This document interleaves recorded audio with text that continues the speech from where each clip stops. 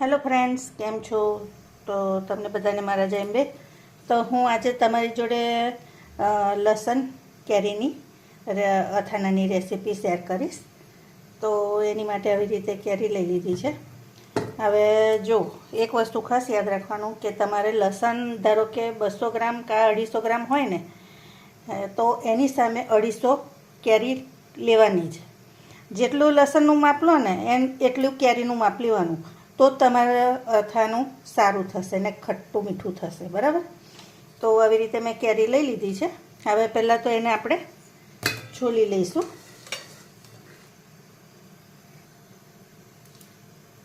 અને બને ને ત્યાં સુધી થોડીક કડક ને એવી કેરી હોય ને એવી જ લેવાની.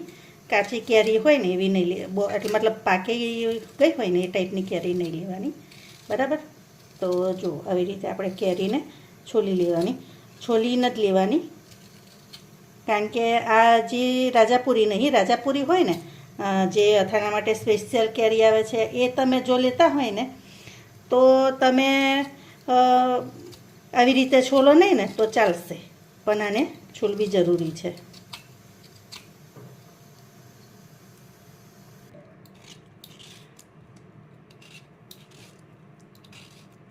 જો તો આવી રીતે બધી આપણે છોલી લેવાની કેરીને. રાજાપુરી તમને મળે ને ફ્રેન્ડ્સ, તો એ તો બહુ જ સરસ. બાકી તોતાપુરી મતલબ તમારા એમાં શું કઈ કેરી કે છે મને નહીં ખબર, પણ જે ખાવામાં મીઠી આવતી હોય છે એ કેરી નહીં લેવાની. એનું અથાણું બિલકુલ સારું ના થાય. ઘણા કેસર કેરીનું બનાવે છે, તો કેસર કેરી પણ ટેસ્ટમાં મીઠી જ હોય, એટલે એનું અથાણું ખાટું ના થાય, એટલે એ પણ નહીં લેવાનું. બરાબર? આટલું યાદ રાખવાનું આપણે.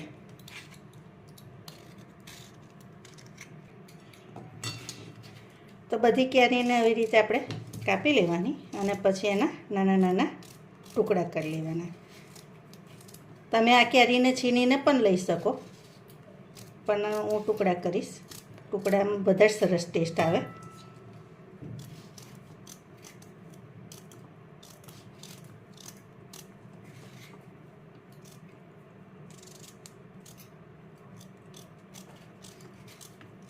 તમારે આખા વરસનું અથાણું બનાવવું હોય ને ફ્રેન્ડ્સ, તો છે ને તમારે રાજાપુરી જ લેજો, નહીં તો અથાણાની મજા નહીં રહે. અને રાજાપુરી અમારા માર્કેટમાં હજી આવી નહીં, આવશે ને હું ત્યારે તમને બતાવીશ કે રાજાપુરી કઈ ટાઈપની હોય છે. બરાબર? તો આવી રીતે હું બધા ટુકડા કરી લઈશ. તો હવે આમાં આપણે હળદર એડ કરી દેવાની.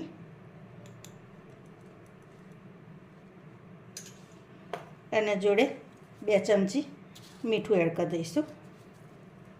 મીઠું વધારે એડ કરવાનું, તો શું છે જલ્દી એ થઈ જાય,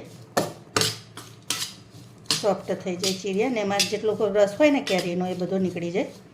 હવે આપણે આને ઢાંકીને 1 રાત રવા દઈશું. જો દિવસે કરતા હોય ને તો આખો દિવસ રવા દેવાનું, અને રાતે કરતા હોય તો આખી રાત રવા દેવાનું. બરાબર? હવે હું આને ઢાંકીને રવા દઈશ. તો જો ફ્રેન્ડ્સ, આખી રાત રવા દીધું હતું, તો આવી રીતે પાણી કેટલું બધું નીકળ્યું છે. હવે આને આપણે કાઢી લેવાનું અને કોરા કપડા પર આપણે એને પોરું કરી દઈશું.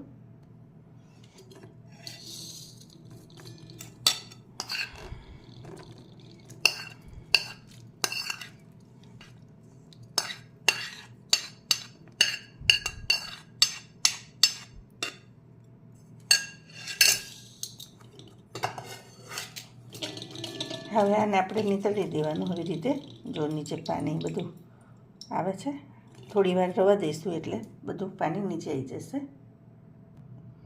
તો જો ફ્રેન્ડ્સ, બધું પાણી નીચે આવી ગયું છે. હવે આપણે એને અહીં પાથરી દઈશું.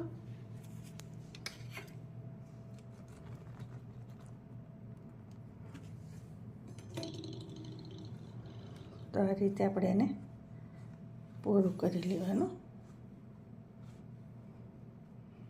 હવે જ્યાં સુધી એકદમ પાણી બધું સુકાઈ ના જાય ને ત્યાં સુધી આપણે એને કોરું જ થવા દઈશું. હાલો ફ્રેન્ડ્સ, તો જો આવી રીતે લસણની કળીઓ કાપી લીધી છે, ટુકડા કરી લીધા છે. તમે ચાહો તો આખું પણ રાખી શકો, કાંઈ ક્રશ કરી શકો, બરાબર. તો લસણ મેં 300 ગ્રામ લીધું છે. આ સંભાર છે એ પણ 300 ગ્રામ છે.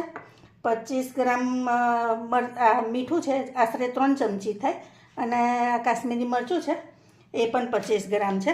તો તમે આ માપ પ્રમાણે લેશો ને તો પણ સરસ થશે. સંભાર તમારે વધઘટ કરી શકો, તમારે સંભાર વધારે રાખવો હોય તો વધારે લઈ શકો, પણ આ માપ પરફેક્ટ છે, બરાબર.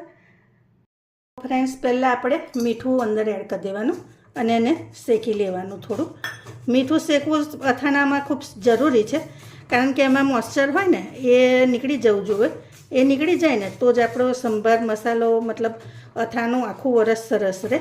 એટલે આ ખાસ યાદ રાખવાનું તમારે. એને ધીમા તાપે થોડુંક શેકી લેવાનું, 1-2 મિનિટ જેવું.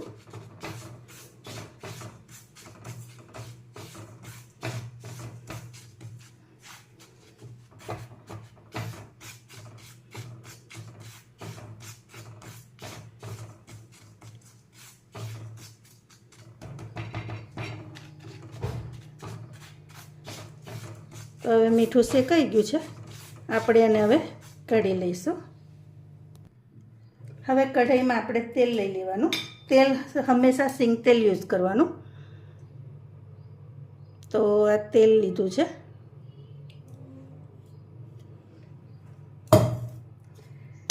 તેલ તમારે છે ને તમારા આટલી 1 વાડકી તો થઈ જ જાય, બરાબર. આખું રેસીપીમાં એડ કરવા અત્યારે મેં આવી 1 વાડકી તેલ એડ કર્યું છે, એવું સમજો.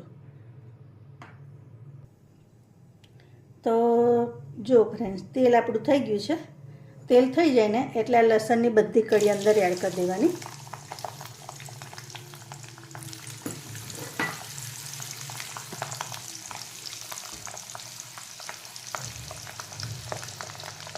હવે આપણે આને જ્યાં સુધી લસણનું કચાશ ભાગી ના જાય ને ત્યાં સુધી એને શેકાવા દેવાનો.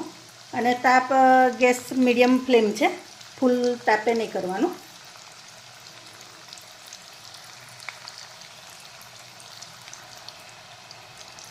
તમે આદુ લસણનું કરવા માગતા હોય ને તો આમાં આદુ પણ તમે આવી રીતે અલગથી ફ્રાય કરી શકો અને એમાં એડ કરાય.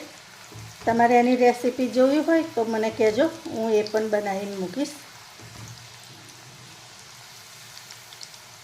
તો જો આટલું જ આપણે થવા દેવાનું. લસણને 5 થી ઓછી મિનિટ રહેવા દીધી છે, 3-4 મિનિટ આશરે હશે. આટલું થઈ જાય લસણ, જો છે ને કલર થોડોક ચેન્જ થઈ ગયો ત્યાં સુધી જ આપણે રાખવાનું. હવે ગેસની ફ્લેમ મેં બંધ કરી દીધી છે. હવે આને ટોટલી આપણે ઠંડુ થવા દઈશું, પછી બીજા મસાલા એડ કરી દઈશું. તો ફ્રેન્ડ્સ, હવે આપણે આ સ્ટીલની કઢાઈમાં લઈ લઈશું તેલ ને લસણને. હંમેશા અથાણું બનાવીએ ને તો સ્ટીલમાં જ બનાવવાનું, કાં તો કાચના વાસણમાં બનાવવાનું. હવે આ ઠંડુ થઈ ગયું છે તો આપણે આ સંભાર મસાલો એડ કરી દઈશું.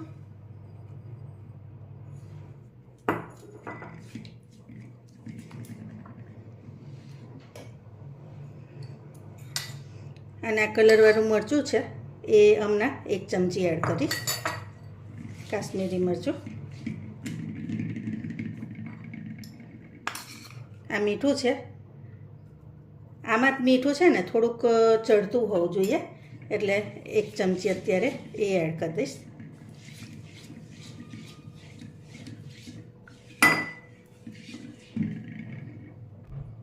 હવે આ કેરીના ટુકડા છે એ પણ એડ કરી દેવાના.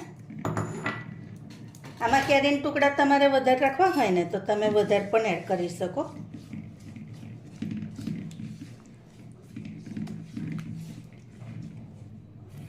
તો હવે જુઓ, આટલા પ્રમાણે છે ને આપણને એવો અંદાજ આવી જાય કે તેલની હવે વધારે જરૂર નહીં પડે, કારણ કે છે જ ઉપર. હજી થોડુંક છે ને તેલ, સંભાર ખીલશે ને એટલે તેલ ઓછું થશે, એટલે અત્યારે આપણે આવું જ રવા દઈશું એને. તો હવે આને બીજી એક ખાસ વાત યાદ રાખવાની કે તમે અથાણું બનાવો ને તો 3 દિવસ તો આને ટોટલી બહાર જ રાખજો. અને પછી કાચની બોટલમાં આવી રીતે જ રાખવાનું. પછી કાચની બોટલમાં ભરી અને 1 મહિના સુધી બહાર રાખવાનું અને 1 મહિના પછી તમારે ફ્રીજમાં મૂકવાનું. તો આખું વરસ કલર અને ટેસ્ટ સેમ જ રહેશે, બિલકુલ નહીં બદલાય. બરાબર. અને મીઠું આ સંભારને કેરીમાં અથાયા પછી તમારે મીઠું ફરી જરૂર લાગે ને તો એડ કરવાનું, અને ના જરૂર લાગે તો નહીં એડ કરવાનું. બરાબર. અને શેકીને જ લેવાનું, એ ખાસ યાદ રાખજો.